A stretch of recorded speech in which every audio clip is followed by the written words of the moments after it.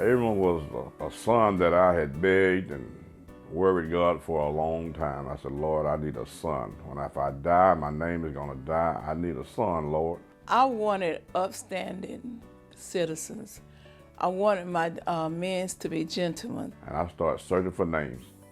And Aaron, which was the firstborn son, I picked his name and his twin brother out of the Bible. Aaron's name and Alpha's name mean God-given successor. And they were God-given and they succeeded me. I felt real safe with Aaron going up the street because you felt that you had somebody that could have your back. When they came out of the womb, I started reading Bible stories to them. I'm a nature person, and so outside they can venture out, they can use their imagination, and plus exercise, and they was free to do that. Very mischievous, but very intelligent, because I stressed education mainly. And I often told Aaron and Alphys, his twin, that you go to school to get an education, and recess is secondary. Aaron had some qualities from my dad that I wished I had more of. He was gonna say what he meant and meant what he said. And Aaron was a reader. Aaron would read at night when the lights out with a flashlight under the cover. Very intelligent young man. He was a counselor before he was a counselor. Every time I saw Aaron or talked to Aaron, he always gave me words of encouragement. Keep going. God's got you. I've been so many places in my life and time. He just made me feel as if like somebody else believes in me, so therefore I can do this. And so right now, I'm able to sing in front of millions of people because one person believed in me. Aaron encouraged every person that he saw. He worked with kids with his brother. He helped him mold and cultivate gifts that God placed in every last one of those kids. There's no one important to me, baby, can't you see through me? We're alone now, and I'm singing my song to you. The Anderson family, I met them through Mr. Anderson, well, Dwayne Anderson. He was my exterminator. He came by and we started talking, and he told me he had sons and this and that. So all of a sudden now I'm coaching and his sons are running for our arch rival, which is Norman. Aaron was an overachiever. You were not going to outdo him. And Aaron would come up to me and say, Coach Smile, I'm going to beat your hurdler today. I'm like, okay, Aaron. But he didn't. But he always tried hard. He worked hard and he gave it his all. Aaron left high school.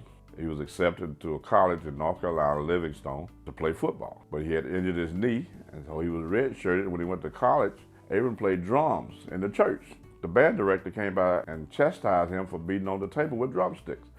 He said, son, why are you doing that? He said, I play drums. From that, Aaron was a walk-on Livingstone's band with not ever reading a sheet of music. He became a drummer on the college band. Aaron's the type of person that had dreams. And he went to North Carolina A&T, and when he graduated with a master's, he had no job. So he had to come home. He helped me in my business for about 3 or 4 months, and then boom, job offers came from everywhere. Then he took a job as a coach up at Gaffney, and he called me, said, Coach Smile, I need your help. I'm the head coach at Gaffney for the Gaffney girls team, and he said, I need your help. I said, what do you need, Aaron? So I said, anything you want, I'll help you. When he would come home from coaching, he would come home, and if the house was not clean enough, he would help me. And it's funny because we have so much in common.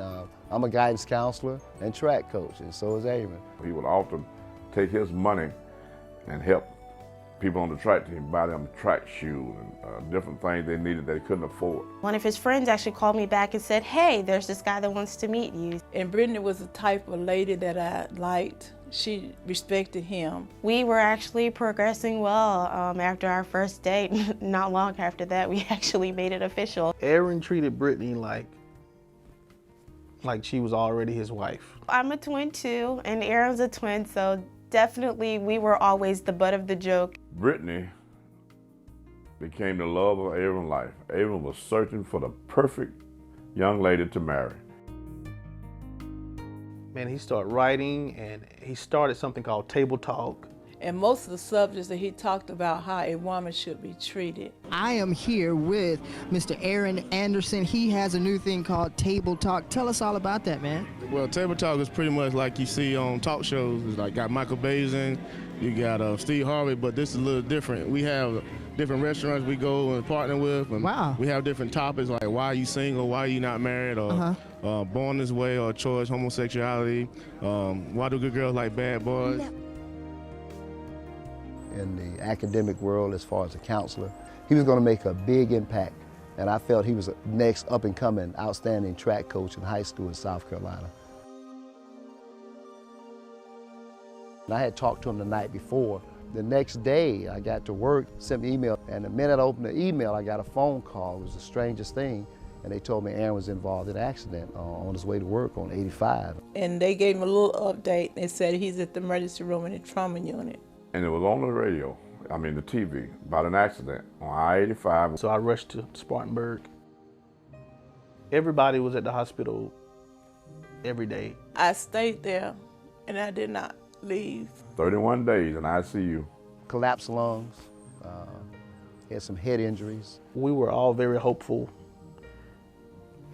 I feel like death wasn't even in anybody's imagination. One day, the doctors were telling us that he was doing good and he was getting better. And my preacher anointed Aaron, and Aaron opened his eyes and looked up at me. I ran out of there and told everybody, Aaron opened his eyes. He was like he was struggling to try to live. I sat and watched Aaron die 7 times. I was told he would not make it to 10 o'clock that night. I said, if he's gonna die, I'm gonna see it. And I watched Aaron be resuscitated 7 times. I saw him step up to the plate and lead the family and try to help everybody be strong. Man, when I got the news that Aaron had passed away, the first thing I thought about is, where's Alpheus? How's Alpheus doing? What's going through his mind? Table Talk is our topic at the table today, and it was an event put together by an Aaron Anderson. Coach Anderson was over at Gaffney High School. Yes. And unfortunately, he has passed away. We have his brother, Alpheus, is that right? Yes, sir. This Alpheus. is his twin. His twin, well, yeah.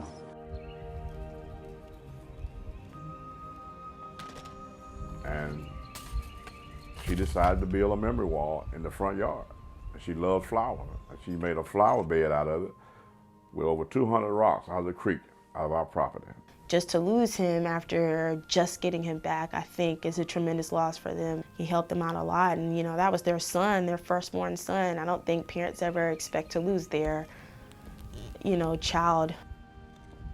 His spirit was beautiful, and so when I go and work in the garden, it just reminds me how a beautiful person he was to me.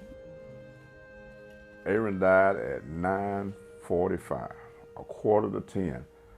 Aaron had a watch, and we still got the watch. It's in his room on the table, 9:45. That watch stopped.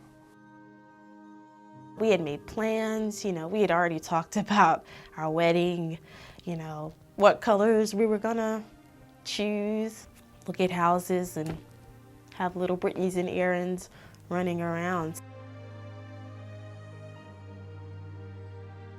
There will never, ever be another Aaron Anderson in this world. He only made one.